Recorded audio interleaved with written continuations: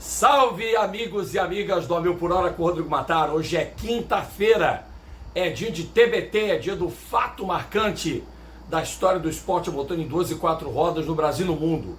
E olha, temporada 2025 batendo a porta de um monte de campeonato. Claro, a NASCAR já começou, o IMSA já começou, mas tem FIA WEC, pré-temporada da Fórmula 1, Fórmula Indy e MotoGP, tudo acontecendo ao mesmo tempo nesse final de semana. Além, claro, da terceira etapa da Cup Series, da divisão principal da NASCAR estadunidense. Mas o assunto é Fórmula 1 e uma personagem pra lá de controversa. Quer saber de quem que eu vou falar no TBT dessa quinta-feira? Segura 10 segundos, porque depois da vinheta eu conto. Roda!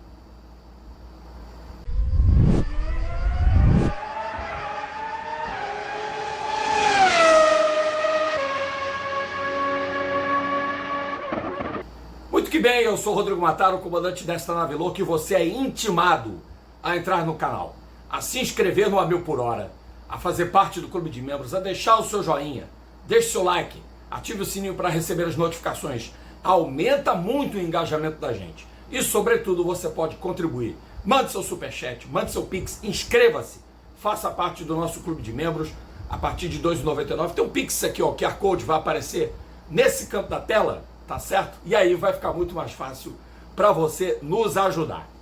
Muito bem, eu estava falando que a gente hoje, no TBT dessa quinta-feira, de número 203 do canal, íamos pegar a história de uma personagem controvertida. E na história da Fórmula 1, em toda a trajetória da Fórmula 1, o que não falta é gente controvertida.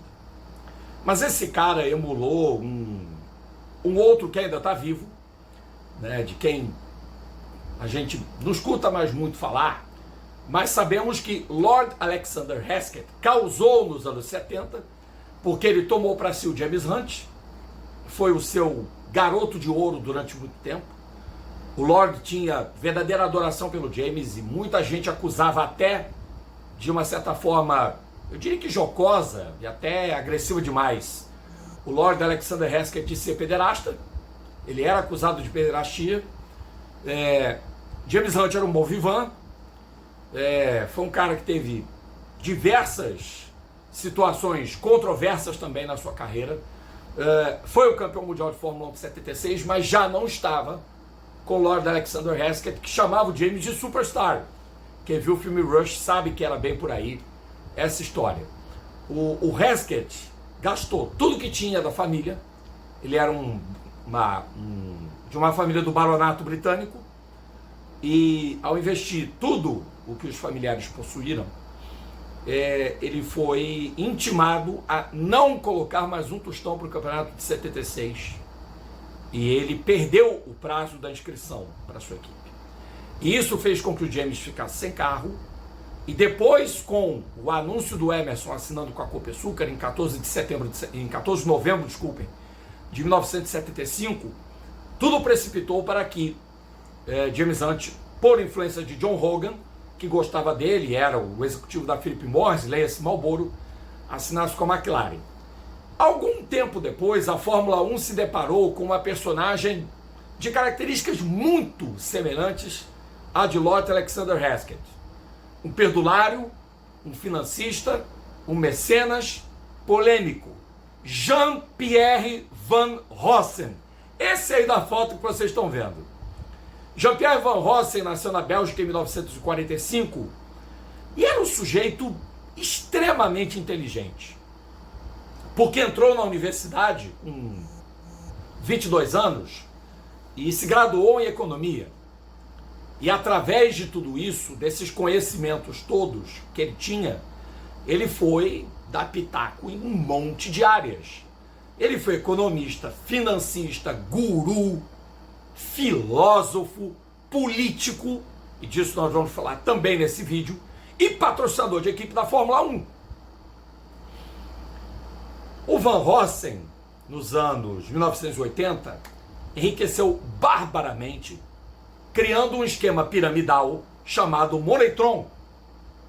O Moneytron era um sistema que lia as variáveis do mercado financeiro e fazia projeções de quando você na alta poderia ganhar milhões de dólares ou perder outros milhões de dólares. E o Van Rossem se valeu disso para se tornar, da noite para o dia, uma das pessoas mais influentes e mais ricas também da Europa. Onde ele entra na Fórmula 1? Pois é, em meados dos anos 80, havia uma equipe egressa da Fórmula 3000 chamada Onyx Grand Prix, fundada por Mike Early e Joe Chamberlain, que tinha também um acionista chamado Paul Shakespeare. Na verdade, o Joe Chamberlain estava meio afastado, mas eram Early e Shakespeare que tomavam conta da situação. A Onyx fizera Fórmula 2, Fórmula 3000, e naquele boom do regulamento técnico da volta dos motores aspirados da Fórmula 1, o que pensou o Mike Early? Com o famoso kit Cosworth, Hewland, Goodyear, faça um carro de Fórmula 1. Mas ele não tinha patrocínio e não tinha o piloto ainda para isso. Jean-Pierre Van Rossem tinha, na época, 43 anos de idade, já era zilionário, como falei, dono de uma frota incontável de Ferraris, fanático por Ferraris. E o Bertrand Gachot, que queria pagar para chegar à Fórmula 1 em 1989, o que o Bertrand Gachot fez? Bateu na porta do Jean-Pierre Van Rossem. Falou, eu tenho 3 milhões de dólares, o que você faz para me ajudar aqui? O Van Rossem tinha o sistema piramidal do Moneytron e ele dobrou os ganhos do Gachot. Com os 6 milhões de dólares, o Gachot pagou pela vaga na Onyx em 89. Já era o primeiro piloto contratado. Ato contínuo, o Van Rossem pensou assim, isso deve ser interessante. Isso Fórmula 1, isso a Onyx. E ele subscreve o Paul Shakespeare e vira o acionista junto ao Mike Early. Até o Joe Chamberlain resolve voltar para a equipe. E aí a Onyx se cerca de um projeto desenhado por Alan Jenkins, que tinha linhas muito interessantes. Era um carro compacto, com motor Cosworth DFR 3.5 V8, um câmbio pequeno, suspensões bem projetadas, mas por conta da indefinição de quem vai patrocinar, quem não vai, quem vai, quem não vai, o carro demorou a ficar pronto. Não veio para a pré-temporada no Brasil. Sabe onde é o primeiro shakedown do Onyx? Antes da pré-classificação que a equipe teria que enfrentar em Jacarepaguá, na véspera da corrida de 89, que abriu o campeonato, no extinto cartódromo Maquimundi, na Barra da Tijuca. A Onyx fez 31 quilômetros de teste antes de levar os carros para Jacarepaguá. Como o SOI, os Onyx não se classificaram. E demoraria para o carro conseguir uma vaga. Essa primeira vaga vem com o Johansson, do Grande Prêmio do México, onde ele arruma um lugar no grid, ele avança da pré e entra no grid. No GP da França, os dois carros entram, o Gachot estreia, faz uma ótima corrida, e o Johansson também, e chega em quinto. Não é suficiente para a Onyx sair da pré-classificação, porque na corrida seguinte em Silverstone, a Minardi marca 3 pontos, estava com 0, e a Onyx permanece na pré-classificação. Mas os carros eram competitivos. Nessa altura da vida, o Jean-Pierre Van Rossem já estava, sabe, com pensamentos nas alturas. Já tinha o Gulfstream, o Fausto era enorme, e o sonho do Van Rossem era equipar a Onyx para o campeonato de 1990 com motor Porsche. A primeira pessoa que pensou no retorno da Porsche à Fórmula 1 foi o Jean-Pierre Van Rossem. Mas as coisas já não estavam caminhando tão bem por ali. O Bertrand Gachot reclamou alguma coisa nas internas e área. Deram as de Vila Diogo o Bertrand Gachot. Veio o dia de Leto e o Johansson faz um pódio em Portugal, sem ter trocado pneus. Uma grande corrida do Johansson, último pódio do simpático piloto sueco, que pode ser encontrado em rede social. Gente finíssima, segundo meu confrade Fred Sabino, solícito, agradabilíssimo, educado, e que vivia uma fase ruim, porque ele tinha sido incinerado na Ligier em 88, e foi o autor dos 6 pontos da Onyx no Campeonato Mundial de Construtores, e isso salvou a Onyx para a temporada de 90. Mas aconteceu outra debacle na situação. O Van Rossem, nessa coisa do vem a Porsche, não vem a Porsche, quando a Porsche anunciou que não vinha para 1990, que os planos eram para outra temporada, gorado o acordo, o Van Rossem simplesmente acabou com a brincadeira e tirou o patrocínio da Moneytron. Talvez, alguém já tivesse de olho no esquema do cara. Aí a Onyx foi ladeira abaixo para o campeonato de 90. Começa com o Leto e com o Johansson, mas o Johansson sai após a perna Phoenix em Interlagos. Os carros já não eram competitivos. Era uma versão atualizada, do Ori 1, que era o carro do Alan Jenkins. Mas tinham dificuldades, motores passando do limite da revisão, peças sobressalentes soldadas, vários problemas, e para piorar vem Gregor Wojtek. Não só vem Gregor Wojtek, como também veio o pai dele, veio Bruni Frey e Peter Monteverde para tentar salvar a Onyx do buraco.